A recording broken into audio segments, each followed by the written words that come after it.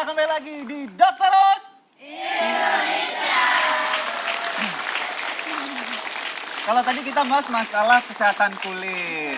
Sekarang ada satu sumber lagi yang cukup banyak dikonsumsi oleh masyarakat Indonesia, yaitu susu. Mulai dari susu apa aja, Dokter Rey? Susu tuh ada macam-macam ya. Sekarang variatifnya banyak sekali. Ada susu sapi, seperti yang sering kita konsumsi. Kemudian ada susu kambing, bahkan sampai ke air susu ibu untuk bayi-bayi. Iya, bersama kita sudah ada Dokter Yofi. Apa kabar, Dokter Yofi? Baik, Iya. Tapi Dokter Yofi ini ahli susu. Bukan ya? boleh baru belajar. Boleh, baru belajar. Oke, ini kita ingin membahas Ola tentang susu sapi versus susu kambing. Nah, bukan berarti kita harus mengatakan si susu A ini lebih baik dibanding susu B, tapi kita ingin menyampaikan informasi ada beragam reaksi tubuh, sehingga akhirnya kita harus memilih si susu A atau susu B. Lebih baik. Oke. Tapi kalau Ola sendiri suka yang mana? Apa suka dua-duanya? Suka dua-duanya sih, karena memang di rumah konsumsi dua-duanya gitu. Pernah dengar manfaatnya nggak sih Nah, dari sebenarnya susu kambing sama manfaatnya susu sapi? apa sih, Dok? Aku sendiri belum tahu jelas gitu. Tahu-tahu tapi belum tahu jelas. Nah, Oke, Dr. sebetulnya Yofi. baik susu kambing maupun susu sapi sama-sama mempunyai kandungan nutrisi yang baik untuk memenuhi kebutuhan hidup sehari-hari. Jadi dua-duanya juga sama-sama baiknya sebetulnya gitu. oke. Karena di dalamnya itu memang ada takaran gizi Iya. tertentu, tapi dari takaran ini yang membuat tubuh kita tuh berespon sesuatu, sehingga akhirnya kalau kita ngalami kondisi kayak intoleransi laktosa mungkin ya, Oke. yang hampir banyak dialami oleh balita, di mana minum susu, misalnya susu sapi akhirnya gampang mencret. Ya, mengalami diare, kolik gitu ya. Atau bahkan susah gangguan. pup juga bisa, ya kan? Ya, Iya. betul sekali. Oke, kita ingin membahas sedikit mengenai perbedaan atau perbandingan gizi dari susu sapi dan susu kambing. Apa yang perlu diketahui oleh pemirsa di rumah antara kedua susu ini, Dok? Oke, sebetulnya kalau kita bicara perbandingan nilai gizi, sebetulnya ini berdua bersaing sekali sebetulnya. Oh, gitu. jadi nggak jauh Terkuat beda ya. Iya, gitu. Tapi tetap kalau di sini dilihat adalah tetap susu mama yang terbaik Iya. ya, alias ASI. Iya, makanya saya bilang dua perbandingan Iya. ini ya. Nah, tapi memang susu kambing mempunyai beberapa kelebihan. Yaitu misalnya tadi kan Dokter Rian sudah bilang laktos ya. Dia lebih rendah laktosnya. Terus kalau untuk vitamin dan mineral, dia lebih tinggi dalam beberapa hal. Seperti misalnya lebih tinggi kalsium, magnesium, zat besi, selenium ya. Yang pernah dengar kita tahu bahwa selenium sangat baik untuk antioksidan. Iya. Itu dia lebih tinggi. Tapi memang juga ada kurangnya. Kalau susu kambing dia agak kurang di asam folat sebetulnya Zat gitu. besi ya untuk Asam folat. Asam Jadi folat. untuk ibu Asam hamil, folatnya untuk ibu hamil ya. ya itu sebetulnya ini kalah dibandingkan susu sapi. Oke, berarti untuk kondisi ibu hamil memang untuk asam folat tidak direkomendasikan dari susu kambing. Iya. Diperlukan Tidak minta tambahan waktu ya. lama. Perlu ya, perlu tambahan. betul Kalau sekali. misalnya untuk mengkonsumsi ini usianya berapa kita dari bayi boleh kambing? Oke, kalau masih di bawah setahun sebaiknya lebih baik ASI, jauh lebih menang ASI ya, karena mungkin pencernaannya belum sempurna untuk mencerna di luar dari yang dikenali oleh tubuhnya sendiri. Karena tadi ya, ada kan kandungan proteinnya juga berbeda ya. Iya, betul. Ada kasein dan whey, Iya. dan di sini lebih banyak kasein yang sulit dicerna oleh bayi. Betul sekali. Nah itu dia, makanya harus diperhatikan bahwa untuk bayi-bayi terutama di bawah usia 2 tahun tuh lebih baik konsumsi ASI. Beberapa hal memang tadi karena kita bicara masalah nilai gizi tidak terlepas dari yang namanya kayak globulin, albumin. Iya, Ini kan juga faktor yang menentukan kondisi di mana proses penyerapannya, Iya. kemudian kadar lemaknya itu mikro atau makromolekulnya, Betul. jadi mudah dicerna. Betul. Nah, proses-proses apa yang mengakibatkan susu sapi ini lebih baik dikonsumsi oleh orang tertentu atau susu kambing sebaliknya? Oke, kalau misalnya kita bicara orang yang tidak mempunyai keluhan apapun ketika mengkonsumsi susu sapi, maka silakan lanjutkan. Oke. Tapi kalau misalnya mulai muncul suatu masalah seperti alergi, tapi sebetulnya gini ya, kalau kita mau mendiagnosa bahwa seseorang ini alergi memang butuh pemeriksaan tertentu ya.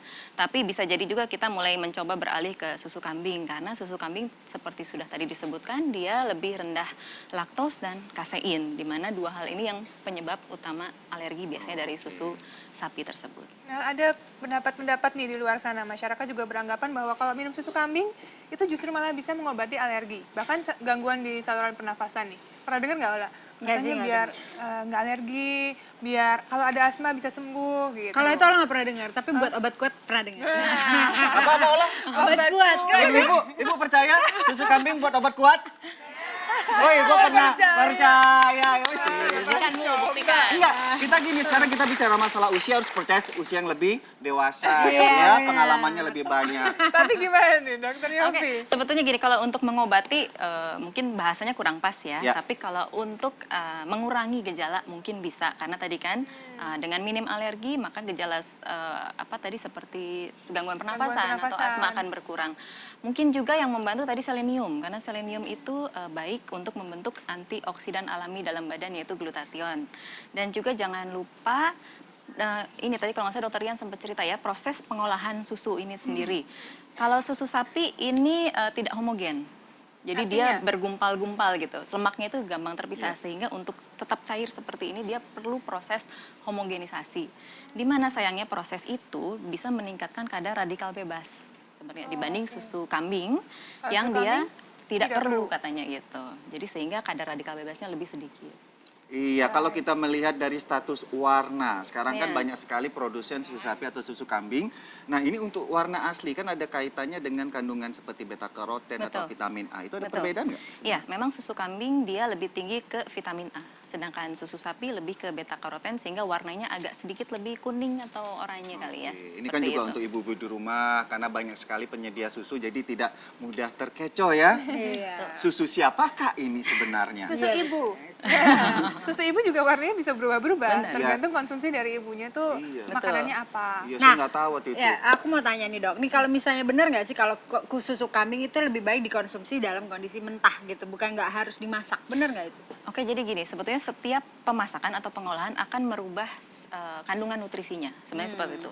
Semakin dipanaskan misalnya, dia akan semakin merubah strukturnya. Tapi hati-hati juga ketika kita mengkonsumsi yang benar-benar mentah, itu tetap ada resiko seperti infeksi ya, terkontaminasi maksudnya. Oh, oke. Bakteri, virus, segala macam itu yang harus dipikirkan Tetap juga. harus di Iya.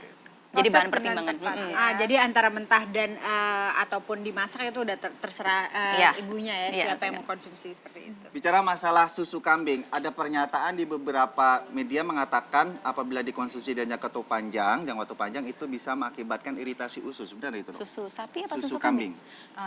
Gini, sebetulnya justru mungkin susu kambing sedikit lebih bagus ya daripada susu sapi untuk urusan pencernaan. Karena gini, susu kambing itu mengandung lebih banyak oligosakarida.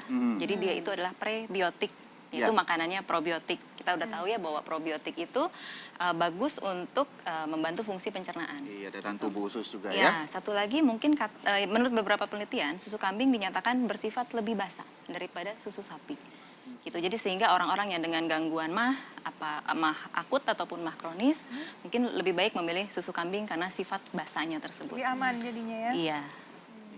Iya, jadi masalah dari fungsi usus, kemudian fungsi sistem pencernaan, kemudian imun tubuh atau reaksi alergi, itu disesuaikan konsumsinya apakah susu sapi atau susu kambing. Tapi pada dasarnya kembali lagi ya pemirsa, ini bicara masalah kebutuhan sesuai dengan usia untuk anak-anak yang terutama dalam masa pertumbuhan di bawah 2 tahun, susu ibu atau ASI tetap pilihan nomor 1 ya. Terima kasih Dr. Yofi sudah hadir di Dr. Ros Indonesia. Terima kasih banyak. Iya, masih banyak informasi lainnya pemirsa, jadi jangan kemana-mana, tetap di Dr. Ros.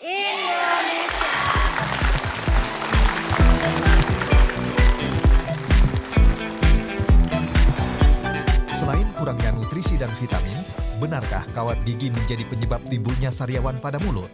Sesaat lagi hanya di Dr. Oz Indonesia. Menggunakan kawat gigi itu butuh adaptasi. Salah satunya adalah lapisan mukosa pada rongga mulut.